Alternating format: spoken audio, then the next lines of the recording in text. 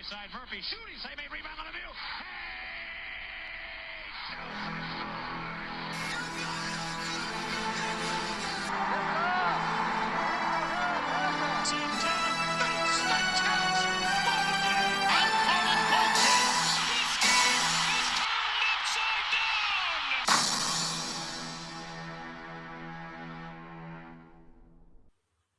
Hey everyone, this is Casey. You are watching the Red River Duckwind All Sports Network. It's 2 weeks left into the 2025 NFL season.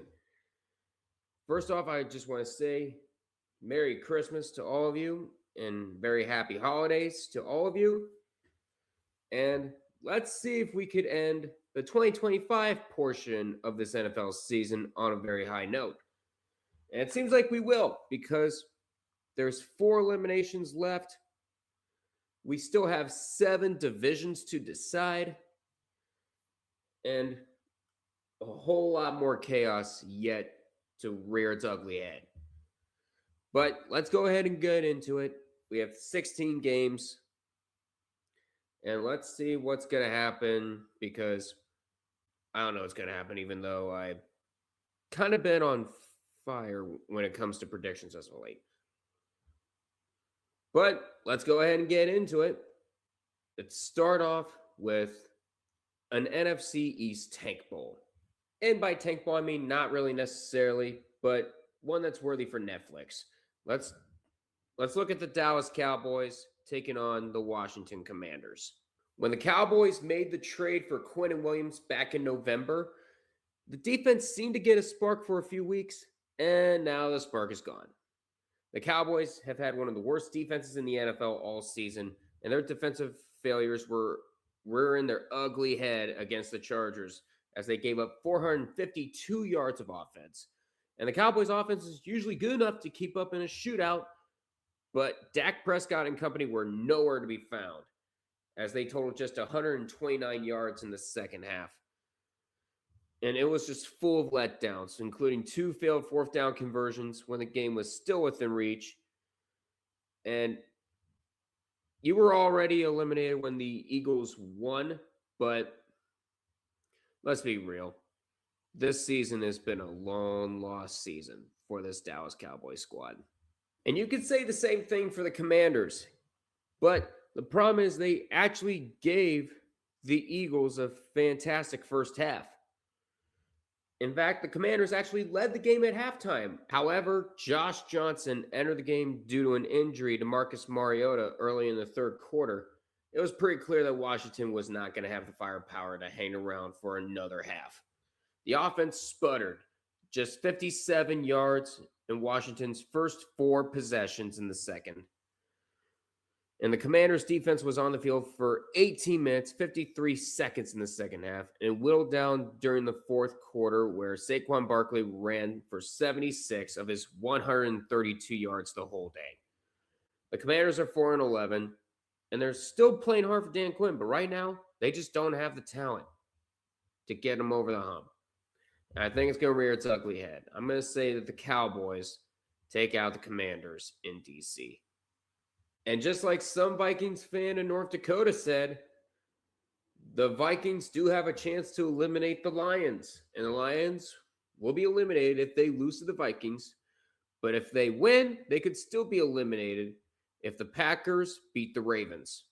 And the game will be in Minneapolis on Christmas Day, once again on Netflix. And the Steelers defense kind of exposed a secret on how to stop the Lions. Go all in on stopping their rushing attack and force Jared Goff to make big plays. Going into Week 16, the Lions were 0-5 when being held for under 100 yards rushing, and it's now 0-6 when they were limited to just 15 yards on the ground. That's their lowest rushing total since 2016. With that game on the back, Jared Goff put up big numbers and made some big throws, but he also took a beating as well. The Lions offense looked out of sync for nearly 3.5 quarters before turning it on at the end to make it a close game. This is a brutal loss for the Lions, and they no longer control their own destiny. And after a string of back-to-back NFC North championships, We could be seeing the Lions miss out on the playoffs, and people will be wondering if those 2 years were a fluke. As for the Vikings, they barely beat the Giants, but the defense did come to play in this game. The pass rush was so good that Jackson Dart didn't even complete his first pass until there was under 2 minutes left to play in the first half. 5 different players recorded at least one sack, and Byron Murphy came up with a huge pick that set up a 16-yard touchdown drive in the second quarter. The Vikings weren't flashy on offense, however, but Aaron Jones did run for 85 yards, and Justin Jefferson had 6 catches for 85 yards. It kept things moving on a day where Minnesota was forced to use 2 quarterbacks after J.J. McCarthy went down with an injury. The Vikings are now 7-8, and they've won 3 straight, but it's too little, too late for them. And I have a feeling that the Lions are going to save their postseason hopes for now. I'm going to say Detroit beats Minnesota. Sorry, Harvey, but I don't think you're going to eliminate them. I think that's going to be your older brother in Wisconsin. The Denver Broncos have yet another chance to win the AFC West if they end up winning and the Chargers losing to the Texans. And they also have a chance of winning the number 1 seed in the AFC if they do win, and 4 of these teams losing: the Chargers, the Jaguars, the Patriots, and the Bills. And the Chargers will be going up against the 6-9 Kansas City Chiefs. Nice, depending on what team you root for. Now, the Broncos have pulled off several big comebacks this year, and unfortunately, they couldn't come up with one against Jacksonville. The Broncos had no answers for a Jags team that outplayed them in every phase of the game. Denver's vaunted defense allowed the Jags to score on 5 straight possessions, starting in the second quarter. The Broncos' struggles to stop Jacksonville on third down were shown here, and they got bullied in the red zone. Even when the defense struggled, Bo Nix has usually been able to create some fourth quarter magic, but he didn't have any magic after leading Denver to 11 straight wins. This game felt like a reality check for Denver. The Broncos are good, but there are plenty of teams in the AFC who might be capable of beating them come playoff time, especially if a certain defense ends up getting the number 7 seed. The same defense I'm saying you do not want to face. Meanwhile, for the Chiefs, if you wondered what they would look like without Patrick Mahomes, this is that. The offense was lifeless, and they went from bad to worse after third-string quarterback Chris Huladakun had to enter the game following an injury to Gardner Minshew.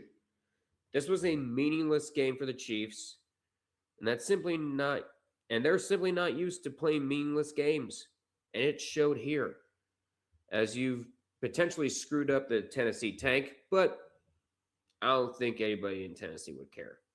And Al Michaels, I think, is going to be calling yet another blowout. You're not going to be seeing many calls out of him. I'm going to be saying that the Broncos take out the Chiefs. There were a lot of good candidates for the Sunday Night Football game this week, and this is one of them: Texans and Chargers. For the Texans, it's simple. If you win, you're in. If Indy loses, you're also in. And there's also that fang-dangled strength of victory tiebreaker that will also help Houston get in. And you need wins from Tampa Bay, San Francisco, the Rams, Buffalo, Baltimore, and Kansas City to make it happen. And as for the Chargers, they've already clinched the playoff spot this week, but they're going to be looking to keep Texans fans waiting until week 18. I'm sure many of us sickos feel the same way. But the Texans did look like they were sleepwalking throughout most of that game. But then they finally realized, oh wait, if we don't start playing better, we might lose and we might as well kiss the season goodbye. Houston's offense had a nightmare first half that saw C.J. Stroud throw for just 14 yards, but it wasn't a total loss thanks to Derek Stingley Jr., who had a pick 6 in the first quarter, and that gave Houston the early lead. Not only did the offense struggle, but the Texans' normally stony defense had a tough time stopping the run. That was an extremely ugly win for Houston, but fortunately, this isn't college football, so style points don't matter. So the Texans should probably go ahead and put this game behind them because you got the Los Angeles Chargers coming up. Justin Herbert may not be human because even with a broken hand, he was able to outplay Dak Prescott. Who are you, Dave Levy from Hell's Kitchen? Because Herbert did it all in this game on one hand. Not only did he throw for 300 yards, but he came up with several big runs, including a score from 1 yard out to give the Chargers the lead for good in the third quarter. The Chargers offense also had a well-rounded performance as it had 4 different receivers who topped 40 yards. And then there's Amari and Hampton who ran for 85 yards and a touchdown. The Chargers defense struggled early, but then they clamped down on the Cowboys' high-flying offense during the second half where Dallas scored no points. They're quietly coming away with impressive wins, and that's going to make them a team to watch out for in January. This is going to be difficult. But I'm going to say that the Houston Texans pull off the upset in SoFi in a defensive slugfest. It's going to be fun. We have a playoff scenario and we have an elimination scenario. Because for the Ravens, all those early collapses at the start of the season are coming back to bite them, as now they are down 2 games against the Steelers in the AFC North with 2 weeks left. If they lose to the Packers, they're done. If the Steelers somehow beat the Browns in Cleveland, they're done. As for the Packers, it is very, very simple. Win, you're in. And if Detroit loses to Minnesota, you're also in. This is a game that might make Week 18 one to remember if the cards fall to the right hand. The Ravens were dealt an early blow against the Patriots when Lamar Jackson was forced to leave the game in the first half. But Derrick Henry kept the offense moving as he ran for 128 yards and scored a touchdown early in the fourth quarter. It looked like it was going to ice the game, but an all-familiar foe returned against the Ravens. The inevitable, the unbelievable, the Baltimore collapse. It's something that Baltimore has become all too familiar with. As the game marked the 12th time over the past 5 seasons that the Ravens lost a game where they had at least a 7-point lead in the fourth quarter. Literally, no other team in the NFL has done this more than 7 times. That is how bad it has gotten for the Ravens. The Ravens always seem to be their own worst enemy, and in the fourth quarter, this was the case. Zay Flowers lost a fumble with under 2 minutes left that sealed the win for New England. The Ravens might have just thrown the season away after blowing yet another double-digit lead in the fourth quarter. As for the Packers, they went into this game without their best defensive player in Micah Parsons, and then they lost Jordan Love to an injury in the first half. But despite the setbacks, they still almost pulled out a win against Chicago. Again, the defense played an almost perfect game for 3 quarters before getting lit up by a Bears offense that totaled over 200 yards in the fourth quarter and overtime combined. And of course, it wouldn't be where it is if not for 2 big mistakes by Green Bay. Josh Jacobs losing a fumble inside Chicago's 5-yard line in the third quarter. Romeo Doubs following that up by letting an onside kick slip through his hands with under 2 minutes left to play. Like, seriously, what is it with Green Bay and onside kicks? And this game was also a red zone nightmare for the Packers offense. They scored 0 touchdowns in the red zone, despite making 5 trips inside Chicago's 20-yard line. And this loss was a combination of bad luck, bad plays, and bad mistakes. You can still get into the playoffs, and you have a very easy path thanks to Pittsburgh. You're welcome. But winning the NFC North is going to be incredibly difficult.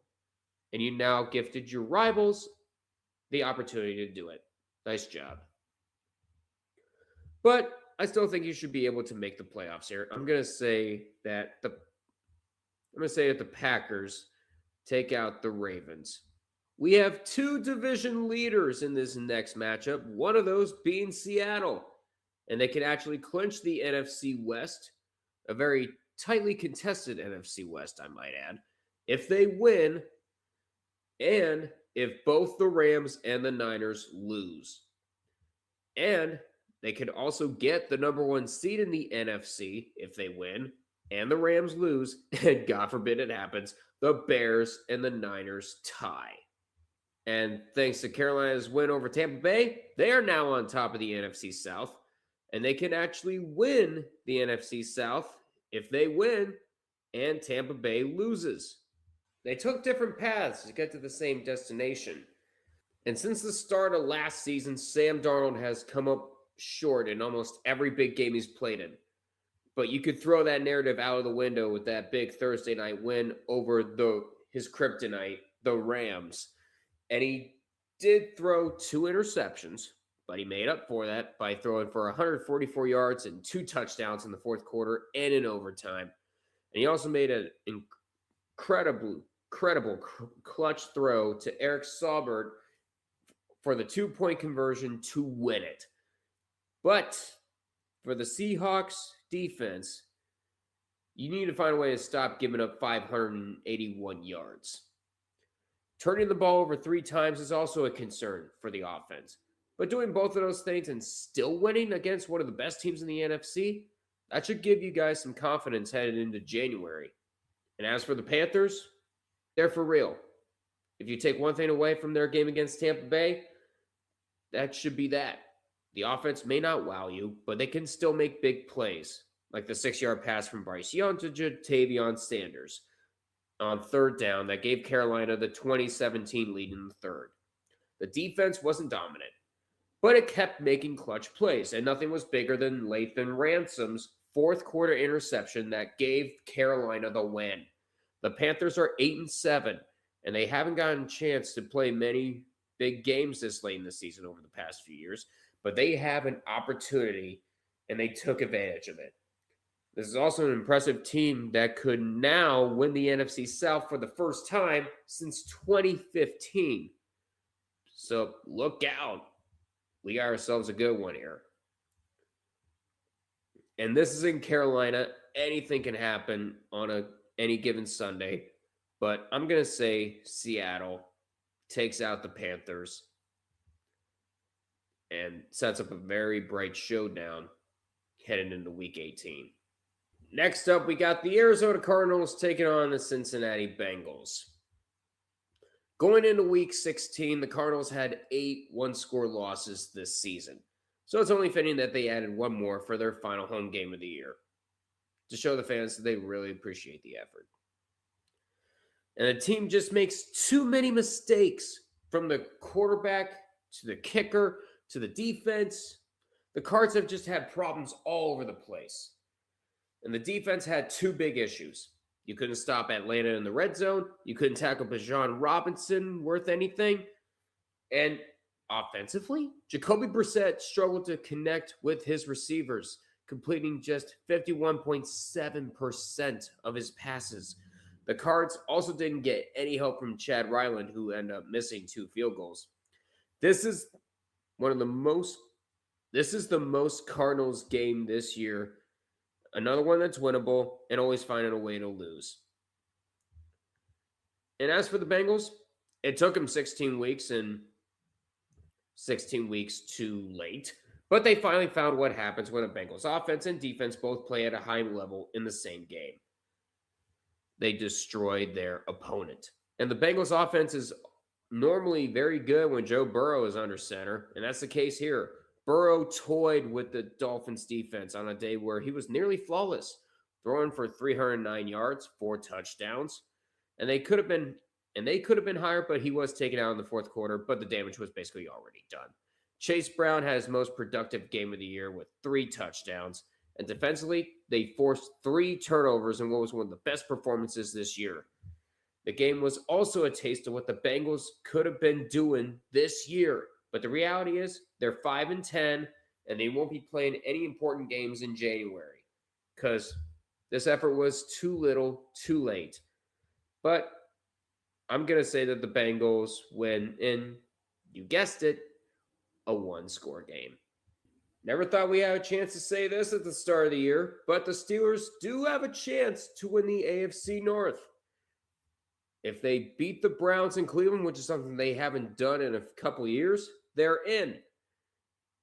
If the Ravens lose to the Packers, they also get the division. And like I mentioned, they're going to be taking on the Cleveland Browns. The Steelers' offense finally seems to be clicking because for the first time this year, they have topped the 400-yard mark. And they were led by a rushing attack that went off for 230 yards, the team's highest rushing total in 8 years. And Jaylen Warren averaged an absurd 10.2 yards per carry on his way to 143 yards, which is crazy because they're not the Sonic and Knuckles duo that was supposed to be going off in Detroit. But the run game worked, and they opened things up for Aaron Rodgers, who looked solid while throwing for 266 yards. Defensively, they held one of the best rushing attacks in the NFL to just 15 yards. With 3 straight wins, the Steelers are getting hot at the right time, which is what they needed. And they've taken one step closer towards clinching the AFC North. There's only one obstacle standing in their way, or two, which those being the Ravens. But all they have to do is not trip themselves over the Browns, and they should get it. And the Browns went into their game against the Bills with a solid game plan. But like most things with this team, they always ended up going wrong.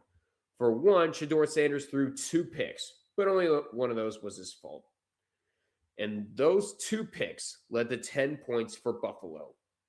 The Browns were able to move the ball on the ground, and Sanders made several great throws, but the offense disappeared during a fourth quarter where the Browns only had 41 yards.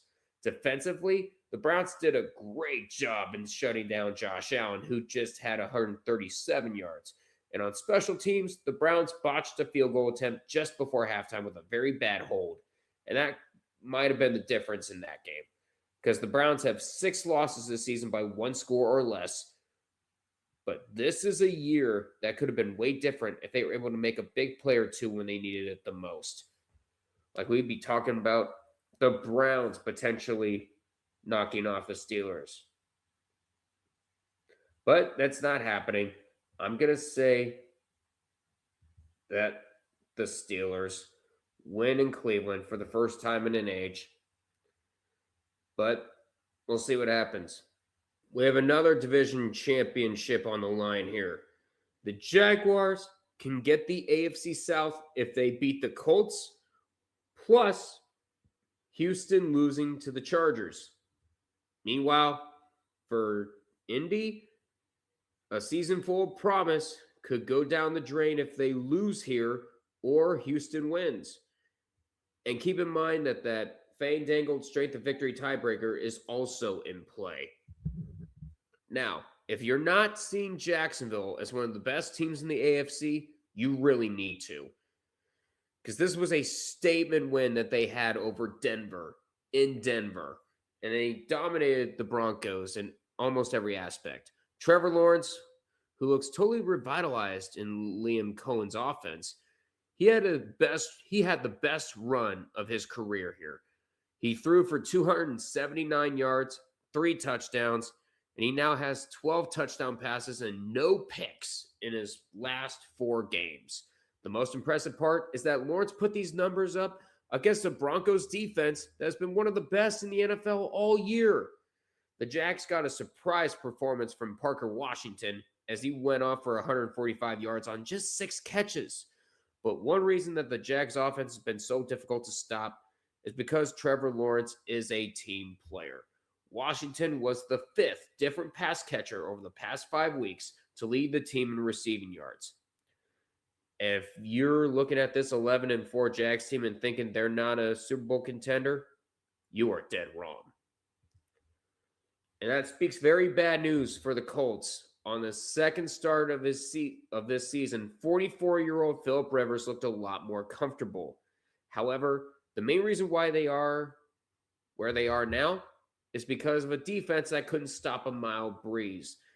And they couldn't stop anything San Francisco did. They were able to move the ball at will during a game where they did not punt one time. The 49ers scored on 7 of their first 8 possessions. And although Rivers and the offense played well, they just could not keep up once the game turned into a shootout.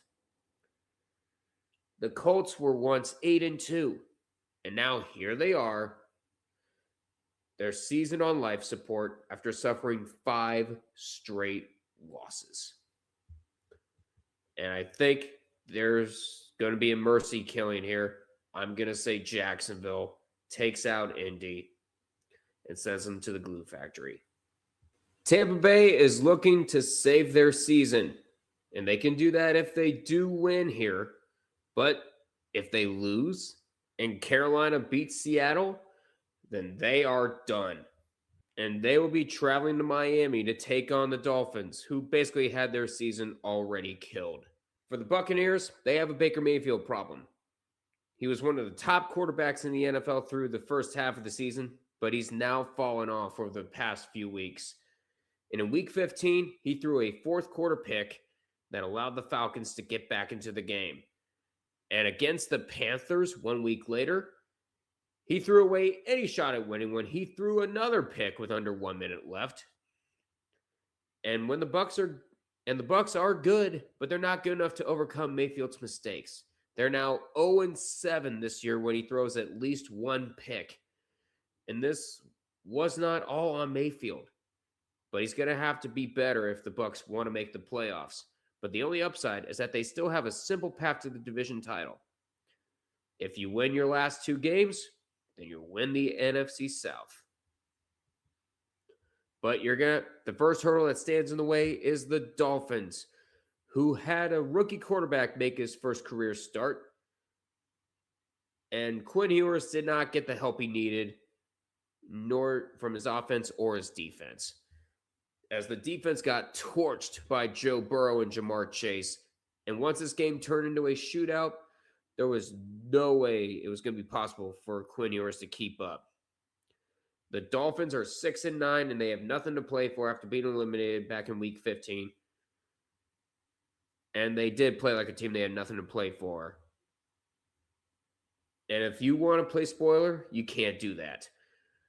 So I'm going to say that the Buccaneers force a Week 18 shootout. They force an NFC South championship game in Tampa. And we'll see if they put it on Saturday or have the guts to put it on Sunday Night Football, barring any chaos. The Patriots will have yet another chance to clinch the AFC East. And they can do that with a win and Buffalo losing. And the Patriots will get an easy challenge because you're going up against the Jets, the team you've been teabagging for the last decade and change. Drake May is back on the MVP train.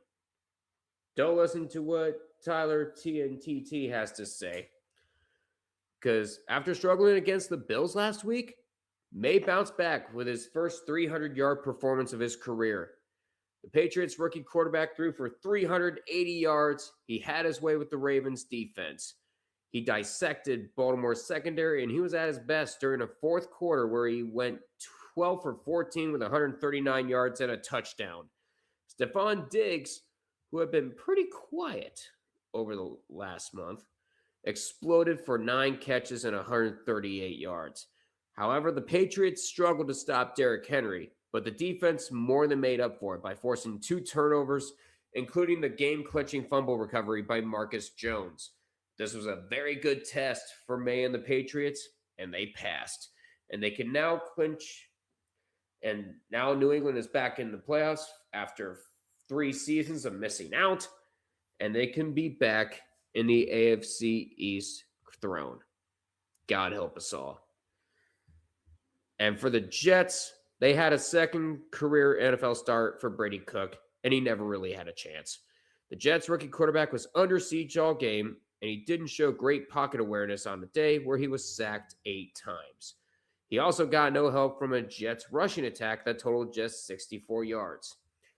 Because the defense actually played well for about 3.5 quarters before letting the Saints score on each of their final 4 possessions in the game. And in a game between 2 teams who are both going nowhere, the Jets basically got outplayed and outcoached. And I think the same's going to happen here. Give me New England over the Jets. Speaking of teams winning games when they're not supposed to, give me the Saints and the Titans. Tyler Shough is doing everything he can to prove to the Saints that he could be the franchise quarterback. And he went off against the Jets, throwing for 308 yards and a touchdown. We're showing off a strong chemistry with Chris Olave, who caught 10 passes for 148 yards and 2 touchdowns. But those scores are coming from 2 different quarterbacks, Shuck and Taysom Hill. As good as Shuck was, the Saints defense might have been even better, because the Saints pass rush terrorized Jets quarterback Brady Cook, who got sacked 8 times, with 2 of those coming from Cameron Jordan. The Saints have won 3 straight games, and they look like one of the hottest teams in the NFL. Maybe too late, but there's a lot of good momentum headed into next year. And as for the Titans offense has turned into one of the most exciting units in the NFL, because for the 4th time in 5 games, Tennessee topped 24 points. And this week, they had solid play from Tony Pollard and Cam Ward. Pollard ran for 102 yards, and they've gone over 100, and he has gone over 100 yards in 3 straight games. But when he's running the ball well, the offense is definitely more efficient.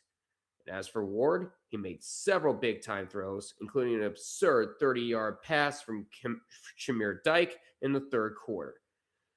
And on the defensive side of the ball, the Titans did a good job of beating up a Chiefs team that did not show much fight.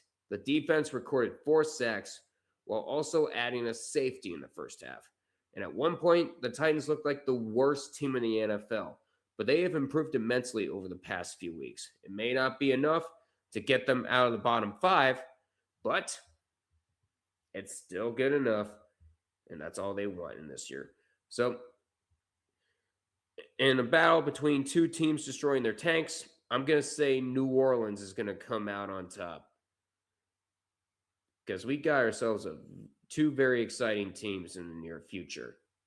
Oh boy. We got ourselves a Super Tank Bowl. The 2 worst teams in the NFL will go at it. The Giants and the Raiders. Win, you're possibly the number 2 pick. Lose, you're the number 1 pick. And guess what? This is not the USFL. They are not going to be making a silly superstition where the winner gets the first overall pick. So this game is going to suck, and it might suck for all the good reasons. And for the first time since Jackson Dart took over the starting quarterback job, the Giants have not had a spark. Dart struggled to complete passes, could not find any room to run, under constant pressure by a Vikings defense that sacked him 5 times.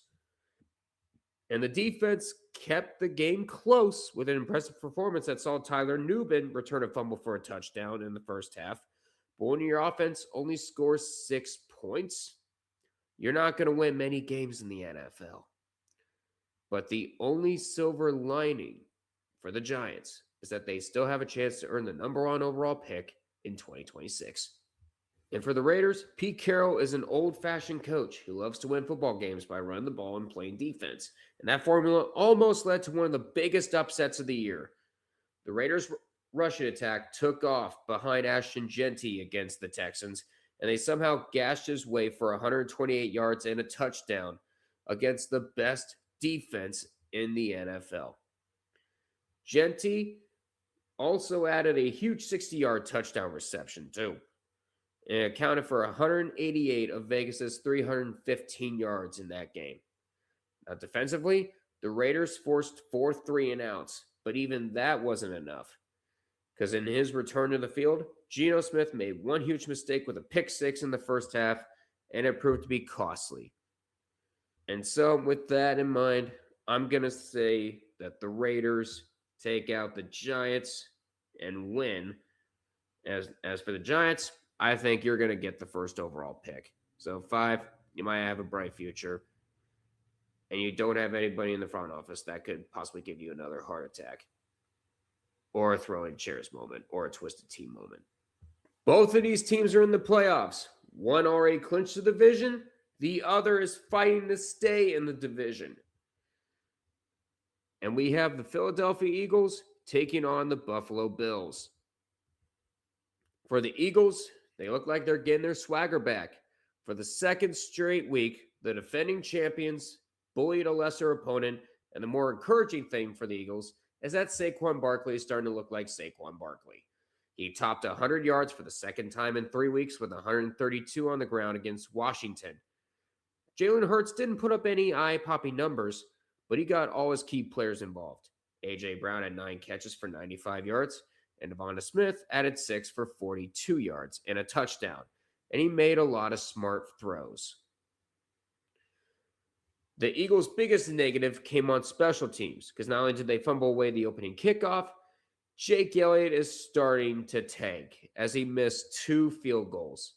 They're probably not too worried because he's proven to be one of the best kickers in NFL postseason history. But if he keeps performing like this, I don't know, it looks like an early exit. And speaking of the playoffs, that is where the Eagles are headed. And they are the first team in 21 years to win the NFC East in back-to-back seasons. So good for them. For the Bills, they did win this game, but it was a very ugly win. The team struggled to stop the run all season, and that continued against the Browns team that ran for 160 yards. The Bills also let the Browns convert 8 for 14 on third down.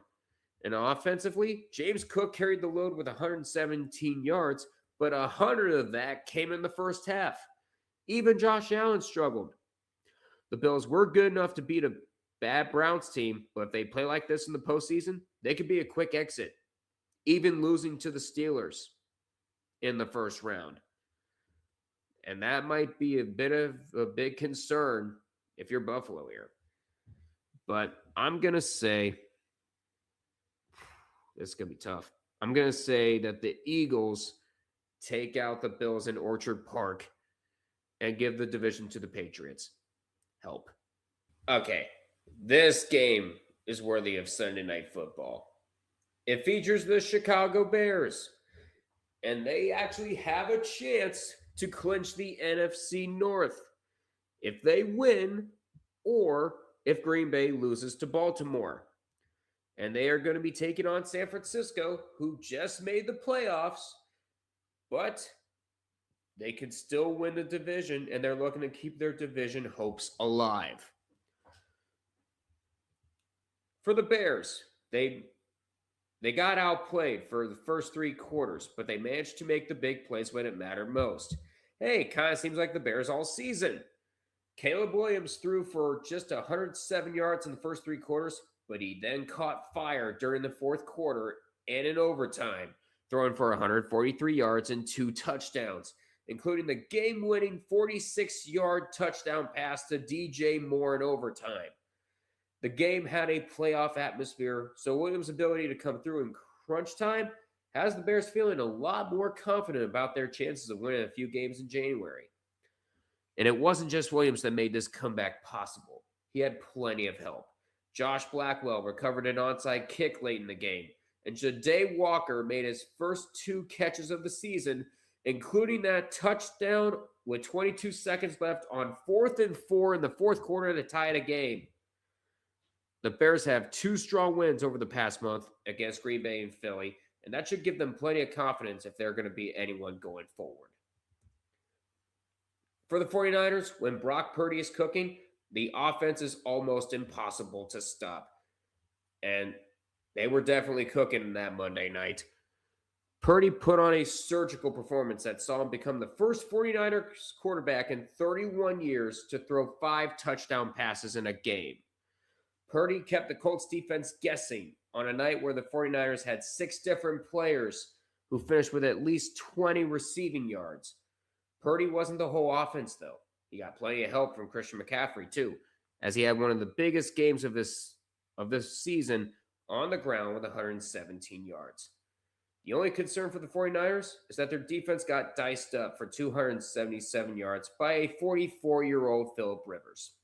They did sack Rivers twice, though, and D. Winters did come up with a fourth quarter pick 6 to ice the game. But for 3.5 quarters, they could not stop the Colts defense. And if the 49ers want to get to the NFC's number 1 seed, they have to play better defense going forward. And on the other hand, if Purdy keeps playing like this, he might single-handedly lead the 49ers to the top seed in NFC West title should the dominoes fall in the right place. It's going to be difficult, but I'm going to say that the Bears take out the Niners on the road. And then on Monday Night Football, we have the Rams taking on the Falcons. And the Rams are looking to keep their NFC West hopes alive too. And they wouldn't be in this position if they had played a full, I'd say about 70 minutes of football. Because the Rams offense had a great day. Their defense had a good day. But they ended up losing because of a special teams meltdown. All three aspects have to play very, very well. First, there was a 58-yard punt return touchdown by Rashid Shaheed that sparked life into this Seahawks team that was trailing 30-14 at the time of that return. And after that, the nightmare continued when Harrison Mevis missed a 48-yard field goal that would have put the Rams ahead with just 2:11 left to play. And he was so upset about everything that he ended up firing the special teams coordinator, Chase Blackburn. And for Matthew Stafford, they played a nearly perfect game in which Puka Nacua was unstoppable, but both of their efforts went to waste.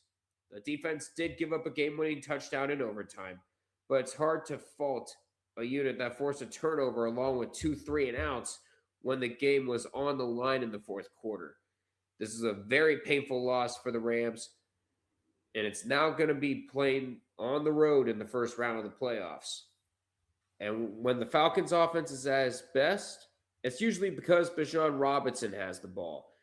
And Atlanta made sure he got the ball plenty of times against Arizona. Because not only did Robinson carry the ball 16 times for 76 yards, he caught 7 passes for 92 yards and a touchdown. If you're scoring at home, that's 23 touches for 168 yards. On the other side of the ball, the Falcons defense struggled against Arizona for most of the first half, but then they came alive in the second half, holding the Cards to just 102 yards and 3 points.